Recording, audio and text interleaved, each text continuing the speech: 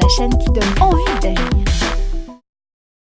Parlons réussite du tertre, dernière partie avec une discussion orientée capacité et compétences. Quand on se forme ici sur le campus du Tertre, eh bien, à quels enseignements est-ce qu'on est formé, pour quels talents futurs et notamment professionnels?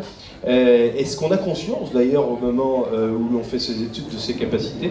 Comment sont-elles transférables dans le marché du travail? Est-ce qu'on a une petite idée ou une idée importante du marché du travail? Et quand on n'a pas ces idées-là, peut-être qu'on peut faire comme Julie Boineau, eh bien créer son propre emploi et peut-être identifier davantage ses capacités, ses compétences. Est-ce qu'on a également le réflexe d'identifier, de valoriser ses expériences, la confiance qu'elles supposent, pour les placer dans sa banque professionnelle en quelque sorte. Discussion croisée avec nos invités et avec les 4 étudiants qui m'ont accompagné pour cette émission. Je voudrais d'abord faire appel, avant de faire appel à votre conviction intellectuelle, plutôt à votre ressenti. Et dans un premier temps m'adresser aux invités. Les étudiants vont pouvoir répondre. Un instant, un lieu pour identifier ce campus du Tertre sur l'université de Nantes. Un instant, un lieu, en tout cas, qui caractérise les années durant lesquelles vous étiez étudiant. Rodolphe Collet. La BU, la bibliothèque universitaire, ouais. Le soir. Ah oui, j'adore. Vous travailliez tard le soir? Bah oui, du coup, parce que j'avais cours de... J'ai eu la bonne idée de prendre russe en plus de l'anglais, et vu que j'y connaissais rien en russe, il a fallu que je travaille comme un turc. Donc j'ai passé beaucoup de temps... C'est très drôle. Comme un russe. J'ai passé donc beaucoup de temps à la BU et j'ai adoré ça. Ça fermait tard? Ouais, ça fermait tard, et surtout, dans la grande salle, on est 3. Donc on a une table pour nous tout seuls. Comme toujours les grands espaces. Hein. Ah, j'adore ça. C'est rigolo, hein. Les tables sont immenses. T'as des rangées de livres, c'est fabuleux. Enfin, c'est un vrai fantasme de bibliothèque pour moi. Vous êtes retourné depuis? Non, j'y retourne. Ah bah faut y aller. Je vais faire un tour. Vous êtes dans le et tous les livres sont étalés devant moi.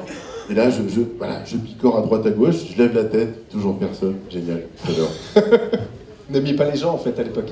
Si, mais j'aimais bien, voilà, c'est mon cocon, c'était mon lit en fait. C'était votre truc à vous. Mathieu Gaillard, alors même si vous travaillez toujours sur ce campus, est-ce que vous arrivez à identifier un instant, un lieu?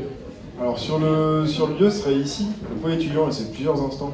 Ici, parce que c'est central et ça touche toutes les composantes. Au final, je me rappelle passer alors pour chercher à manger évidemment, ça a bien évolué la cafette pour le coup, croiser des personnes, alors des copains qui sont en stage, ça fait longtemps qu'on les a pas croisés, ou alors des personnes qui viennent de droit, de psycho, de sociaux, tous se retrouver, déjeuner, sans se rendre compte qu'il peut y avoir des choses comme aujourd'hui, où on a un attrait culturel énorme, ou alors des concerts. Je me rappelle des projections de cinéma aussi que j'ai pu voir un petit peu ici. En tout cas, un endroit où on sort des cours aussi, on peut aller se poser, vite fait travailler, on voit un lieu de multifonction, un lieu de rencontre. Melting pot culturel, exactement. Et un lieu d'imprévu, c'est ce que j'entends dans vos propos. Oui, aussi c'est ce côté-là qui vous plaît ici. C'est aussi ça, bon, il y a des fois on se dit, bon bah je vais me poser un petit peu pour bosser, en fait c'est un concert qui se prépare. On se dit ok, c'est peut-être pas le meilleur endroit, je vais filer à la BU. Pour le coup, moi j'étais assez allergique à la BU. Ah bon? Elle me plaisait pas. Celle qu'en tout cas en face de l'IMN ne m'attire toujours pas. Je préfère la plus petite BU où on est. Voilà. Tant que vous avez le micro, Mathieu, ça me fait penser au rapport au temps, ce que vous dites. Finalement, il y a un concert qui se prépare et puis tant pis, je bosserai plus tard. Est-ce que vous avez appris à travailler avec l'élasticité du temps? Il y a un enseignant que je connais bien, qu'on connaît bien tous les deux, qui s'appelle Nicolas Antôme, qui est un homme bourré de bon sens et qui dit le temps est élastique. Et finalement beaucoup moins important que ce qu'on décide d'en faire. C'est ça. Vous avez appris ça quand vous étiez étudiant? Alors oui, plus on se rend compte qu'on apprend ça quand on est étudiant, mais et je rejoins ce que disait Mathieu tout à l'heure, on se rend compte vraiment après quand on commence à bosser en fait. Étant étudiant, on apprend énormément à bosser avec le temps, on s'organise, on peut faire plein de choses qui permettent de partager, comme Julie le fait en ce moment, son temps entre le boulot, la vie pro et les études. D'un autre côté, quand on arrive dans la vie active, on prévoit énormément de choses, il y a plein d'imprévus qui arrivent, on gère les imprévus, et là tout d'un coup on se dit bon on relativise énormément par rapport au temps, on priorise, et c'est comme ça qu'on avance, c'est plus par priorité que par une pure nécessité de s'organiser. On continue sur les instants et sur le temps à la fois. Je voudrais vous entendre, les invités, les étudiants. Julie, un instant ou un lieu dans lequel tu te sens bien ici sur le campus du Tertre? Alors moi c'est directement dans la fac. On reste souvent à travailler tard dans les salles de cours. Dans la fac laquelle? Et la fac d'éco-gestion, oui. D'éco-gestion, oui. D'accord. Ouais.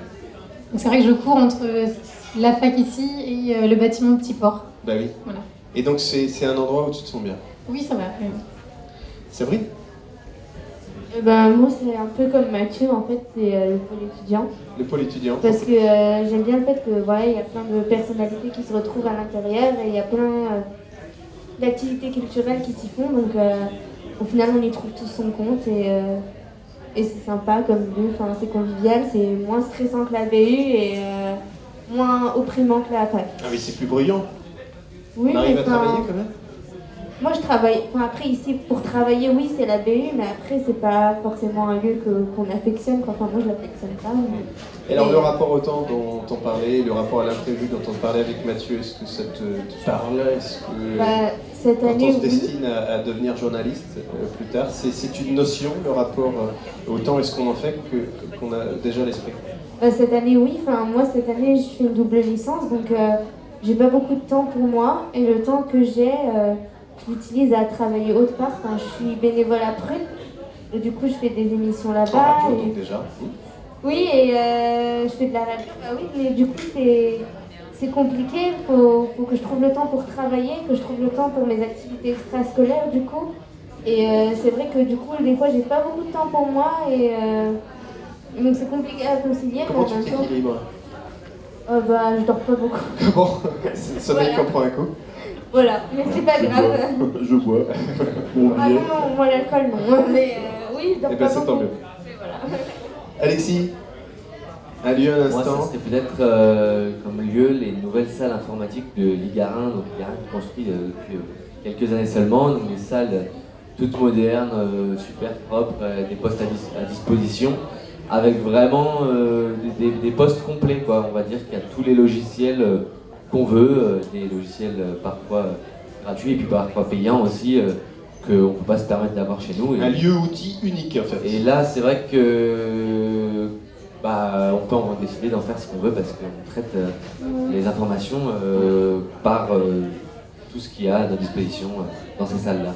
Un lieu, un instant, un lieu où vous vous sentez bien, un instant que vous remémorez, Pierre? Oui, moi je suis assez nouveau quand même à la fac de Nantes parce que avant j'étais à Aix et c'est vrai que le pôle étudiant, je rejoins un peu Sabrine et Mathieu, c'est un endroit qui est assez nouveau en fait pour moi aussi parce qu'à Aix par exemple il n'y avait pas ce genre d'endroit structure qui fait à la fois cafette, à la fois lieu d'information, à la fois lieu de rencontre entre étudiants et puis même lieu d'événement aussi.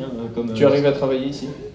Non, en général je travaille pas ici, je travaille plutôt chez moi où ça m'est arrivé une fois depuis que je suis arrivé de travailler à la BU, donc c'est assez rare aussi que je travaille à la BU. Mais du coup, moi j'étais assez impressionné en fait de ce lieu, avec des concerts gratuits assez souvent, vu que je suis en médiation culturelle, donc ça m'intéresse forcément. Donc, oui, c'est même pas pour le plaisir, c'est pour le travail. Ah, quand on peut allier les deux, c'est génial. Non, mais du coup, c'est une expérience assez particulière, je trouve, qui est un lieu emblématique, je dirais, de la fac. Johan? Je vous rejoins ce que dit Pierre. Moi aussi, je suis assez nouveau ici et avant j'étais à Rennes 2. Et là, pareil aussi, il manquait un espace. Une structure un peu mieux. Voilà. Donc c'est le pôle étudiant aussi qui t'intéresse. Dans un instant, on va parler des capacités, des compétences que vous êtes en train d'acquérir en tant qu'étudiant, que vous avez pu acquérir lorsque vous étiez étudiant il y a quelques années ici, nos invités. Qu'est-ce que vous en avez fait de ces compétences, de ces capacités? À quels besoins elles sont reliées? On en parle dans un instant. À tout de suite. Réussir, la chaîne qui donne envie d'agir.